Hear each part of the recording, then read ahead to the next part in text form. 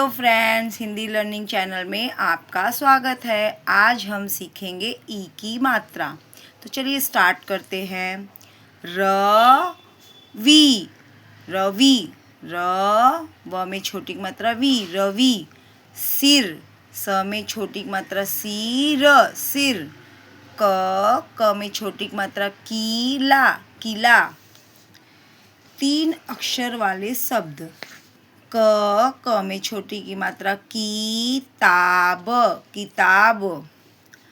ड में आ की मात्रा डाकिया, डाकिया।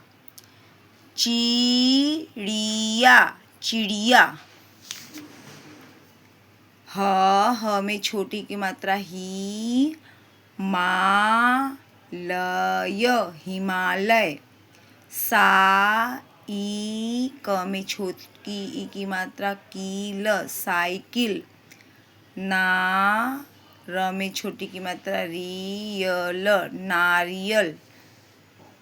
तो फ्रेंड्स, आज हमारा ये वीडियो पूरा हुआ, छोटी की मात्रा। हम मिलते हैं नेक्स्ट वीडियो में। हिंदी सीखने के लिए चैनल को सब्सक्राइब कीजिए। धन्यवाद।